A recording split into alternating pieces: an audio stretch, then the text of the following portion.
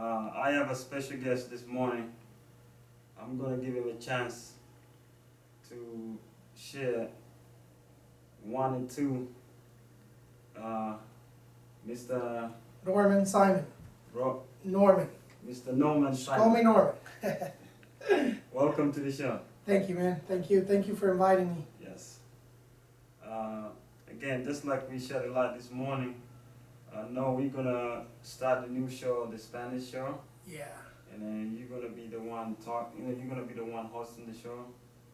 I just want to give you a chance to tell people a little bit about what people need to expect.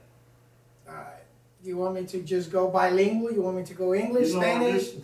Right now we're in English. We're gonna do Spanglish. Spanglish. Okay. Yes, of well, course. well. Number one, I mean, we had this conversation a couple of weeks ago. Yes. I was invited to talk about something totally different, and the idea came out from there. And I mean, it's very exciting. Yes. Just bring the Hispanic community into the GEN radio, and so it's a new idea, and we'll see what happens. Yes. First of all, I just want to give you a chance to tell people who you are and what do you do for a living and what kind of companies you guys running. And All right. Well, I'm from Guatemala, country in Central America. I've been in the United States for about 15 years. Yes. I used to work in radio and TV, most TV in the 90s in Guatemala, and then I moved here, and I've been working in the staffing industry since I got here. That was the reason why I came here. I work for the company that we talked last time. It's called Labor Source, One Source and Castaff. It's a family of companies, and we do most of the restoration work. And now, well, we just got this idea, and want to try to bring the Hispanic community involved in GEN radio and see what we can do about it. Yeah, that's good. The topic that we like us as a foreigners. I know we everybody now is gluing to television to see what's the immigration reform Yeah. about. So I just want to give you a chance to put a little lights in your opinion. What do you think about this? Pretty exciting, very exciting. I mean, it's a big step, even though, you know, I think we've been taking baby steps on this immigration reform. Yes. Yesterday was very exciting. The new reform. I mean, the whole new thing started. I don't know what, since Obama came into, start making promises about this reform, and I think with like 7 months ago they started talking seriously about it, and yesterday finally the Senate came up with a big step on passing it to the House. Now it's in the House hands, so it's like we got to make people understand that it hasn't happened yet. You know, like all the TV, radio, everybody's talking about, this whole thing. There's one side that is so scared about this reform happening because supposedly we're like 100 million people, immigrants here in this country, and everybody's scared. Of course, everybody will get scared. You get 11 million people in your house, you freak out. But I think it's awesome. I think it's I got a couple notes over here. Yes. Talking about this whole thing, and it's very interesting because it talks about what is about it, okay, and the plan is called the S744. It's something that everybody's going to hear about in the next couple weeks. Everybody's going to talk about the S744, and that's basically the reform that passed to the House. Now we got to talk about the House. The House is most Republican. Yes. And basically the Republicans are the ones more concerned about this reform passing. Yes.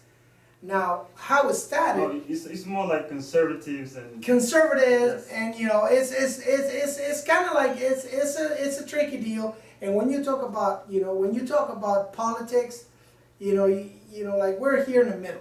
We're looking at it from the perspective that we're immigrants, Yes. and we came to this country with dreams, With the big dream. and I think we're in the perfect place. Yes. Because I mean, I can't complain about all the great things that this country have given to me, and I wish everybody gets the same opportunities. That's true. And there's a lot of people here, a lot of good, hard-working people.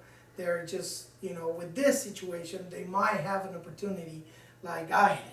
Yes. And I cannot be more excited. I mean, we all know people, they're in that situation, and we walk around the streets and we hear what people talk. So this started with the Group of Eight. Everybody talks about that, but nobody knows what it is. The Group of Eight was a group that was made on the Senate, and is a mix between Republicans and Democrats. Yes. It's 8 people that came up with this reform. And they started building it together, and they presented it to the Senate. And it's been going forward, and right now, finally yesterday, It's in the House. they passed it. So now it's going to the House. Which is dominated with the With Republicans. conservatives. Conservatives. Yes. Now, we gotta talk about, you know, separate a little bit, because this is conservatives saying, hey, we don't wanna give citizenship to 100 million people. And I mean, we don't know, I mean, they came illegally in the country. Yes. I mean, they just crossed the border. We don't know who they are. Yes. Are they here committing crimes? Yes. Are they here working? Are they paying their taxes? So all that stuff, it's in the game right now. And it's going to the House. The House is built out of a lot of conservative people. Yes. So now is when it gets tricky. Because the whole thing, this whole reform brings a couple of things. Number one, yes, it helps the Hispanic, African, Chinese, all the Europeans, everybody from around the world that came to this country. Yes. Like, everybody looks at it from their perspective, but this country is made out of immigrants. Yes. So this country is full of people from all the world. All over the world. Exactly. Yes. So, I mean, yeah, they're talking about, because one of the things they're talking about is the border. The border, and this is what was kind of scary. It says that there is a 30,000,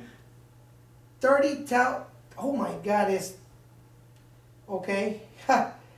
There's a lot of $1 million involved in it. I mean, because they're gonna hire more than 20,000 new agents to work in the border. There's a task force, like militaries. And That is, I mean, that's the biggest task force that they're hiring. Yes. So that's gonna give a lot of jobs, apparently. That's true. But basically, what the conservatives want is they want, okay, the people already in is fine, but they want to lock the borders. They want to make the new laws more strict for people to come in. Yes. So the House is saying, we're not going to pass anything till we can see that we're doing something about stopping the immigration, secure the borders, you know, and they're saying that they're basically going to have an agent, they're going to have like 12 agents for every mile in the border, across the 3,200 kilometers in the border of Mexico and the United States. So basically the House is expecting for these things to start happening, for them to move on and pass the law.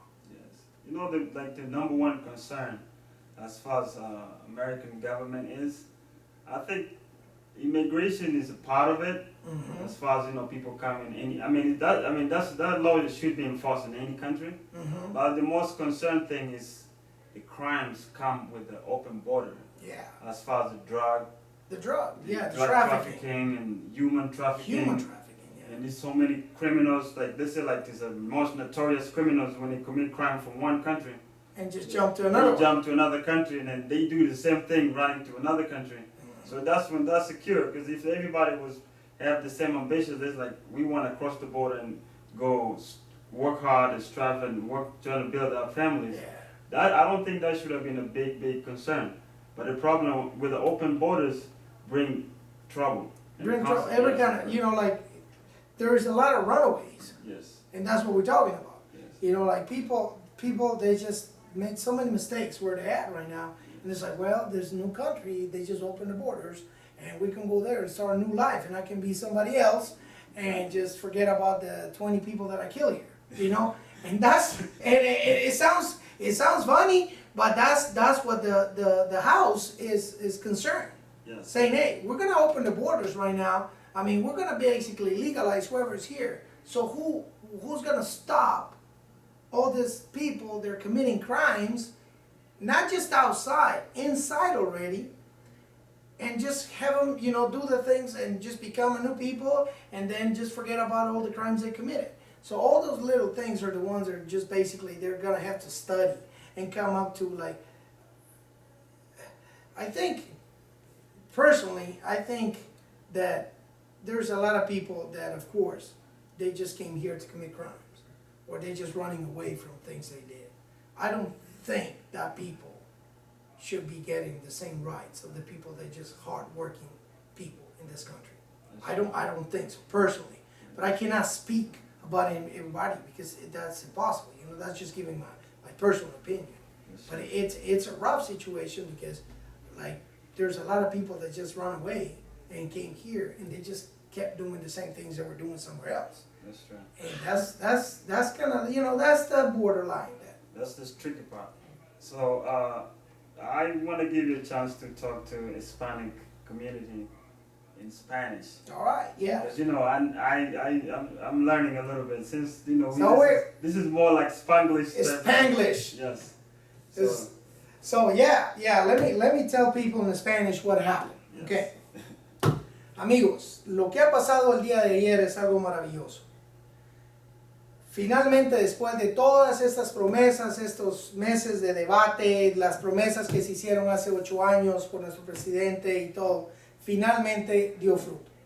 El día de ayer pasó la reforma migratoria por el Senado. Quiero que no nos emocionemos en pensar de que ya sucedió, de que la reforma va a comenzar ya solo porque pasó el Senado, porque no es así. Hay una siguiente entidad que se llama la Casa de Representantes, que es la que tiene que pasárselo al presidente para que el presidente lo firme. Pero la Casa de Representantes puede regresárselo al Senado en cualquier momento si hay algo que ellos no consideran que sea lógico. Entonces, en esta reforma migratoria hay muchas cosas que hay que tocar. Lógicamente, yo no estoy enterado completamente de todos los puntos de la reforma migratoria. Pero vamos a escuchar de la reforma S744 en todos los medios, en la radio, en la televisión, todo el mundo va a hablar de esto. Entonces tenemos que estar un poquito informados. ¿Informados por qué? Porque la reforma migratoria viene a ayudar a las personas que ya están en el país. No estoy seguro exactamente la fecha, pero aparentemente las personas que entraron del 2011 para atrás van a recibir la ayuda. Básicamente, al final van a convertirse en ciudadanos americanos, con los derechos que tienen todos los ciudadanos americanos en este momento. Pero eso va a llevar un proceso, va a llevar muchos años. Van a pasar por un proceso de residencia temporal, por un proceso de residencia americana, y luego van a tener la oportunidad de convertirse en ciudadanos. También están los famosos Dreamers, que fue el proyecto que pasó hace unos meses, que ha ayudado a muchos. Jóvenes entre 14 y 30 años que estaban en el país, que entraron, que tuvieron la oportunidad de aplicar para convertirse en lo que son Dreamers, personas que tienen el estatus legal de estar en el país y poder trabajar en este país, porque fueron traídos a este país cuando no tenían las capacidades ni las facultades para tomar decisiones propias, y sus padres y familiares se los trajeron y ahora quedaron en un limbo porque había muchas leyes que los limitan. No pueden regresar a su país porque no tienen, la familia ya no está, la gente ya no la conoce. O sea, regresar después de vivir en una comunidad totalmente diferente, moverse de regreso. Entonces el país trató de ayudarlos a que esto sucediera. La forma S744 es la nueva reforma que pasa a la Casa de Representantes. Una Casa de Representantes que está conformada por muchos conservadores. Cosa que es bien importante entenderlo, porque los conservadores son los que han estado deteniendo la reforma. Entonces va a ser algo diferente. El nuevo paso va a ser algo diferente, porque la Casa de Representantes está esperando que la parte de la reforma donde exige reforzar las fronteras, 20,000 nuevos agentes de policía, 30,000 millones de dólares invertidos en reforzar las fronteras. Eso la Casa de Representantes quiere verlo, que se selle la entrada al país para que se inicie el proceso de legalización de los que ya están acá. Pero eso también va a incluir mucho gente que no ha cometido crímenes. gente que no ha estado metido en problemas, gente que no ha tenido detalles. Por ejemplo, hay algo que es lo que es el abuso físico. Gente que no ha sido acusada de abuso físico en el hogar. Porque hay cosas que automáticamente les van a denegar los derechos de estar en este país. Número uno, recomendaciones. Hagan sus impuestos. Trabajen. Hagan las cosas bien. Tengan seguro en sus vehículos. Todos esos pequeños pasos los van a ayudar para que a la hora de que venga la reforma migratoria firmada por el presidente, podamos pasar y ser miembros de esa reforma migratoria, de esos 11 millones de inmigrantes en Estados Unidos que tenemos la oportunidad de ser ciudadanos americanos. Yes. Sí, that's the only thing I can say. That's the only thing I can we're say. gonna have to practice a lot of Spanish in the next couple of weeks because I'm gonna need your help. I don't want to be talking about myself, so I need somebody to talk to. So yeah, that's very true. But So, one thing is very important that I wanted to mention too on this. It's we all know about this. I'm an employer. I work in the employment industry. So for us, this new reform is also bringing a lot of things that are going to bring in the table that we need to study. Yes. One of the main things is E-Verify. E-Verify. E-Verify is something that, is most of the countries already doing it. Yes. The state of Kansas, where we're in, it doesn't have it it's not a regulation, it's optional. Okay. So there's some companies that are doing it, some of the companies that are not doing it. Yes. Now, with this immigration reform, Yes. E-Verify is going to be reinforced. Yes. So whoever doesn't get the citizenship, who doesn't get who doesn't pass the approval process, the doors are going to be closed everywhere. Because they're not going to have an opportunity. Everybody will be E-Verified. The traffic control, everything, the flying options. A lot of doors are going to be closed. But mainly, where I work, in the working industry, is going to change. Because the law enforcement on employment is going to be very strict. Everybody will be paying taxes. Everybody will be going by the book. Everybody will be getting a paycheck. Yes. And those cash deals and all those deals that happen actually right now in different industries, they're going to be gone. That's true. So people need to understand that they better follow the rules. What I was telling Spanish is, Yes. if you're riding down the street, you're driving around, go get yourself insurance. Yes. Respect the law. If you're in this country, you're getting paid, go ahead and pay your taxes. Yes. Follow the rules. Because when this thing comes in place, whoever is not following the rules is not going to get a chance. And the doors are going to be closed pretty tight. And these people are going to end up leaving, probably optionally, because they're not going to have a chance. They're not going to have a job. They're not going to be able to rent an apartment, or buy a house, or buy a car, or drive a vehicle. And that thing, you can't leave like that. No, you can't. You can't. So follow the rules. Be a good citizen. Become a good citizen before. Don't wait till they come to you and say, hey man, so by the way, I haven't paid my taxes for 20 years, I've been living here. I didn't know what tax means, and because you see, the whole key of being an immigrant is also becoming a part of a society. Yes. A productive member of society. Exactly, but also this thing about respecting the country that you're in. Yes. It's, singing the anthem. Yes. Standing up at a stadium. Yes. Respecting the flag. Respecting the law. Clean your city.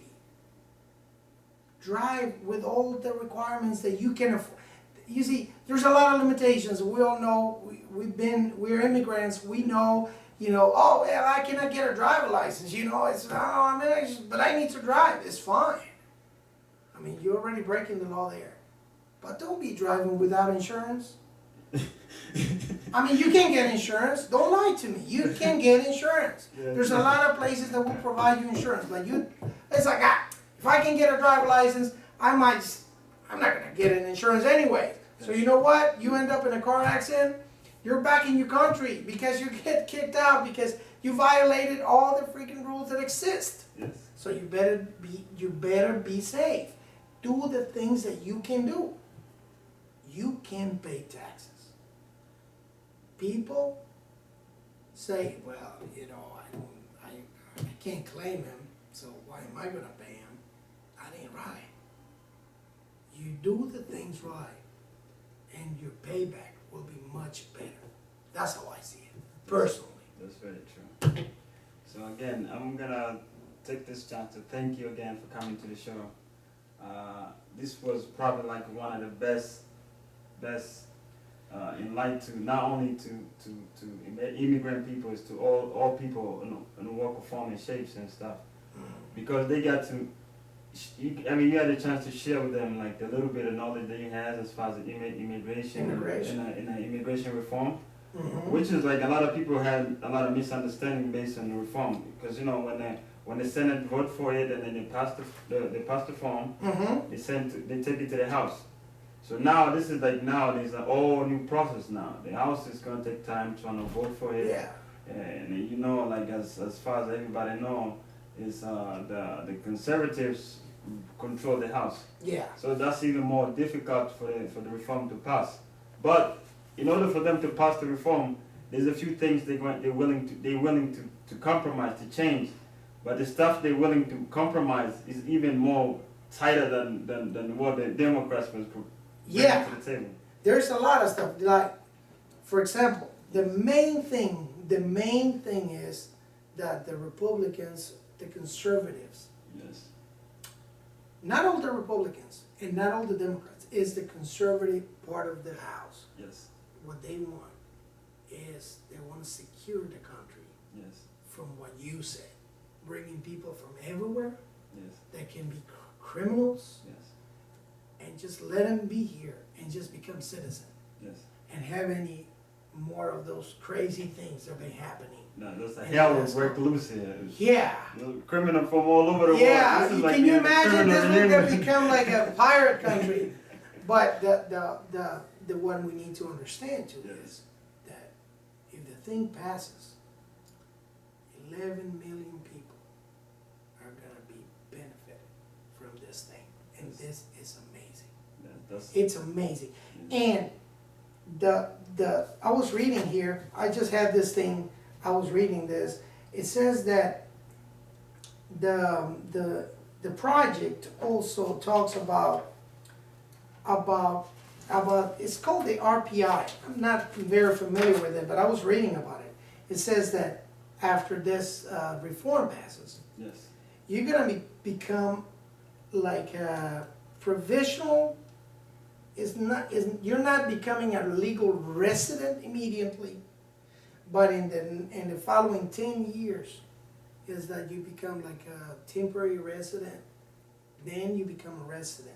yes. And then it seems like you have like 3 years later, after you became a resident, then you can apply and become a citizen.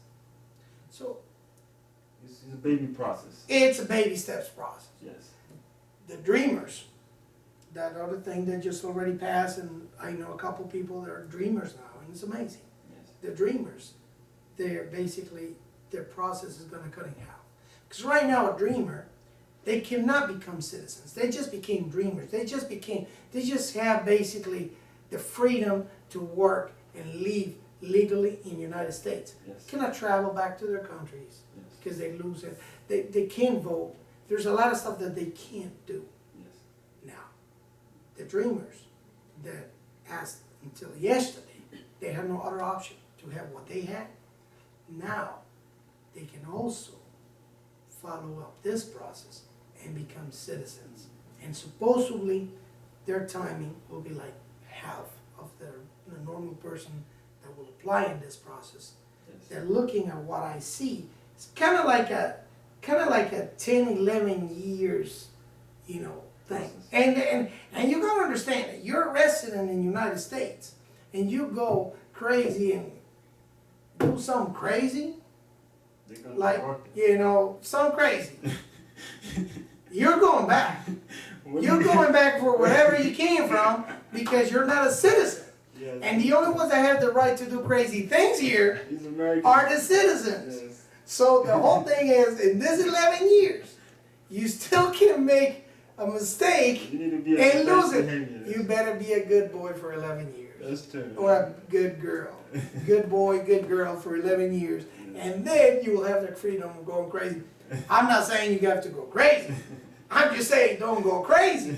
Because if you go crazy, you might lose it. Yeah, that's You know, that's very important. And that's basically what it is. This thing talks about, you know, the what motivated, you know, this whole new move was, you know, after the elections, yes. everybody recognized that Yes. our president was elected, and basically 71% of the voters, the immigrant voting, Yes. went to the president. Yes. So the two parties, the two main parties in America are going like, well, then we need to understand that they voted for this guy because this guy said, I'm going to do something about it. Because nothing has happened since the 80s. Yeah, that's And the famous amnesty that happened, we've been going for close to 20 years, if not more than that, more than 20 years. yes. Nothing has happened. And it needed to happen. And that's why the famous group of 8 is also made out of Republicans and Democrats. Because the Republicans recognize the need for this thing to happen. That's pretty good. Because that is also going to motivate the House. Because the House knows that it's not just one side that is moving forward.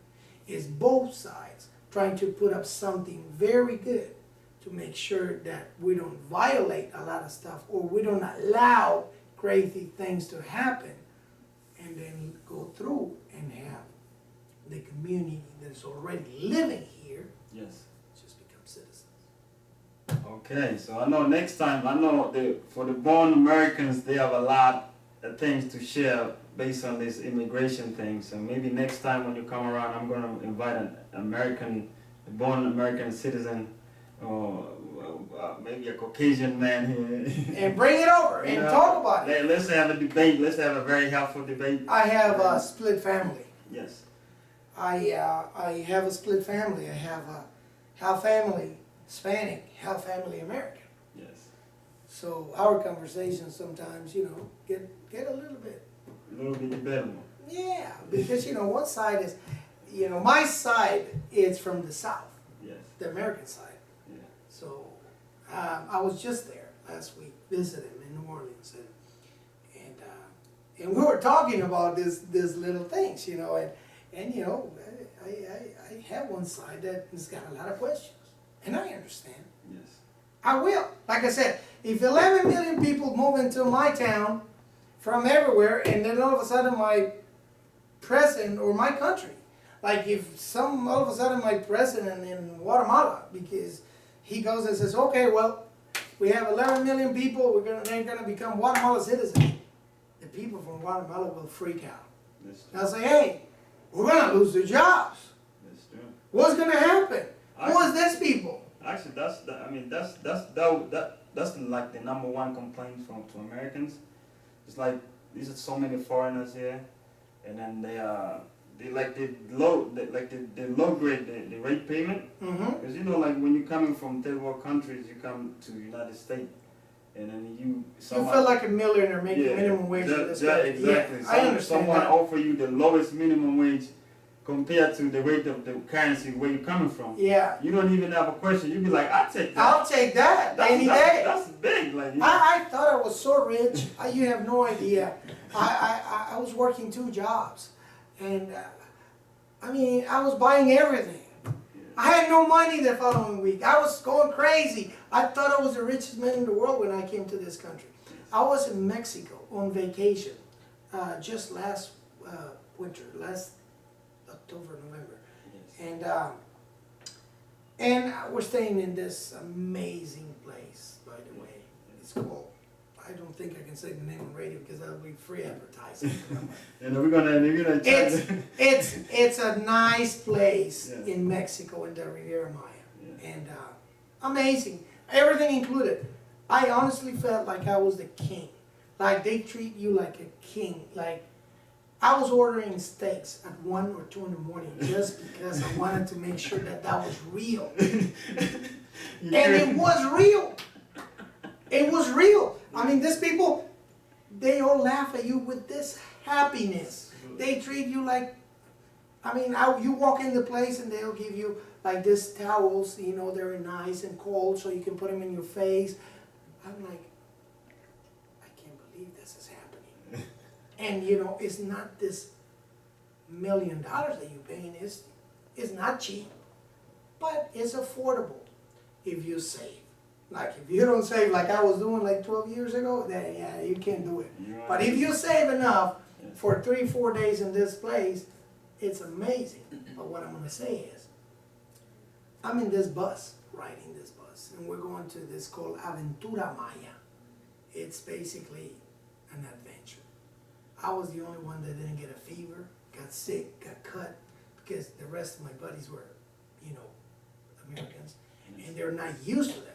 I grew up in the mountains. I'm kind of like, yeah, I've been lazy lately, you know, and I've been doing those crazy things, but I know how it is to, you know, face, you know, the Mayan ruins and the underground rivers, and that's what we're doing. So they had me, it's like, man, you gotta translate, you know, you gotta do this. So I jump in the bus and we're joking around.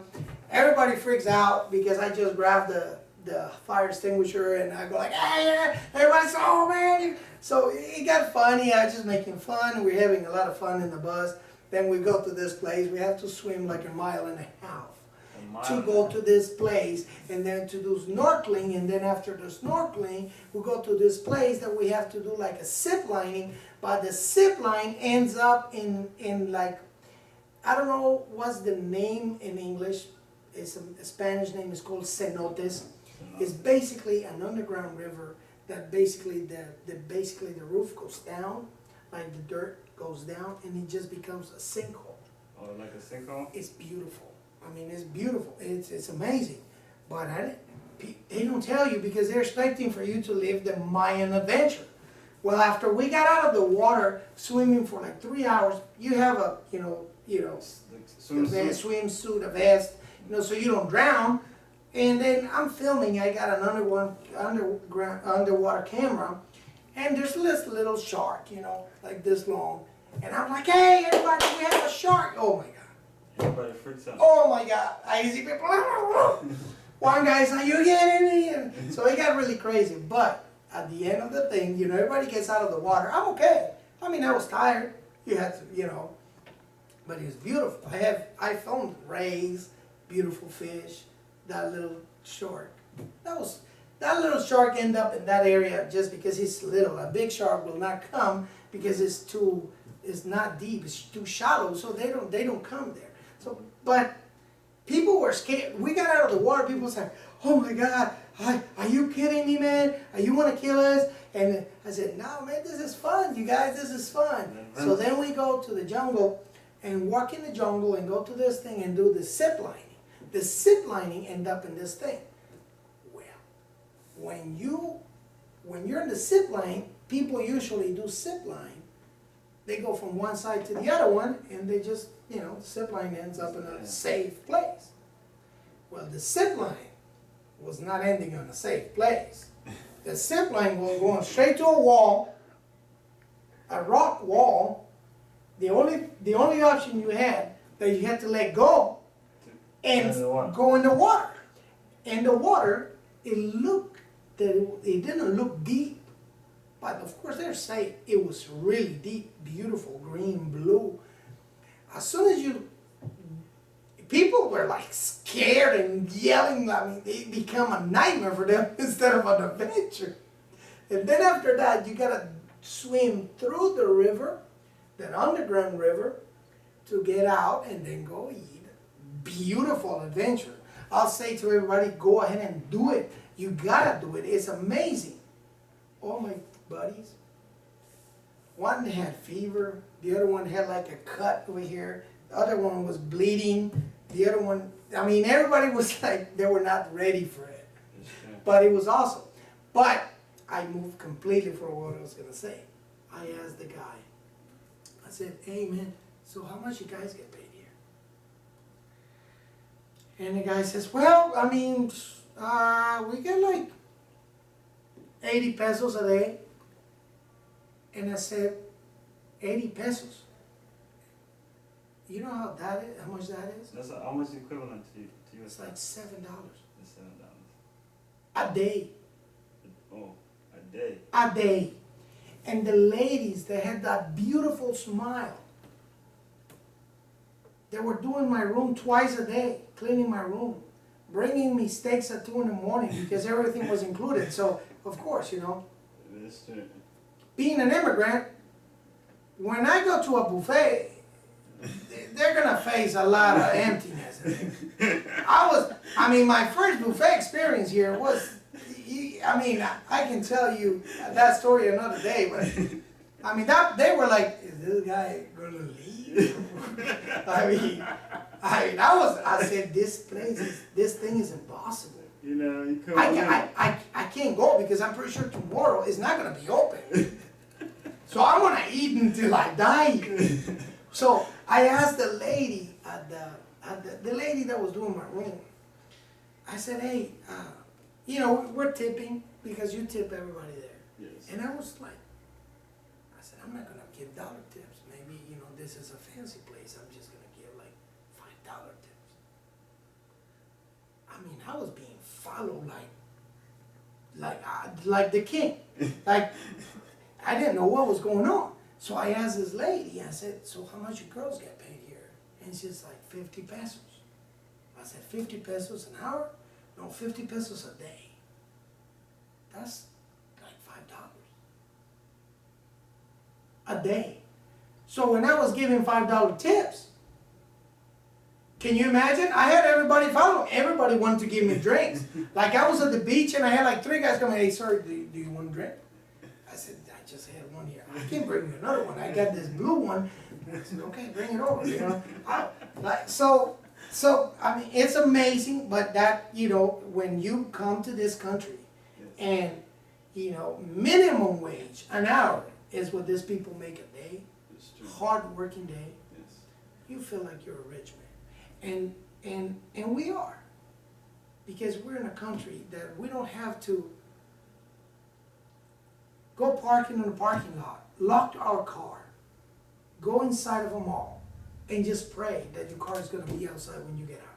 Because it doesn't happen here. It do happen. No, you know. it happens, you know. New York, you know. New York, Chicago, yeah, you might end up only with one wheel because they didn't like it. But where we live here in Kansas, that doesn't happen.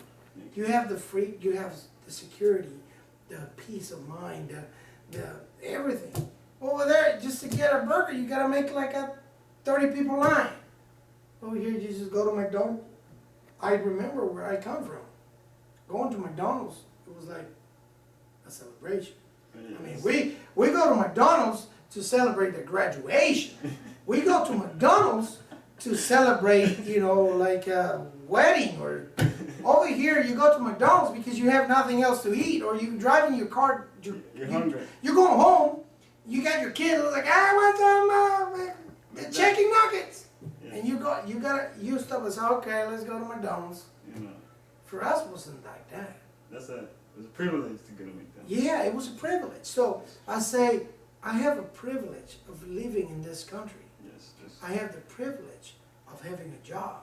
Yes. So I have to respect the law, follow the rules, be a good citizen. Yes. And be proud. Be proud because I live in America. I'm an American and I'm very proud. And I respect the flag. I respect the law. And I appreciate, you know, the Army, what they're doing for us. The cops. I mean, yeah, we get mad every time we get pulled over. Yeah, right, yeah. I was speeding. No, I'm not going to lie. I mean, you're driving in a big car, you get crazy sometimes driving. But the truth is, you got to respect it. Because when you get pulled over in our countries, the same cops will steal your car. They'll steal your money. So over there, you don't stop for the cops because you're scared. Yeah, they were You're more out scared there. of them than of the people. I mean, it's crazy. But that's why we have to appreciate That's very what we true. get over here. I think we gotta play some music because I mean we were talking for so long that people are gonna go like, okay, this is a radio station. This is not just, you know, hearing two guys talking. So, All right, thank you very much.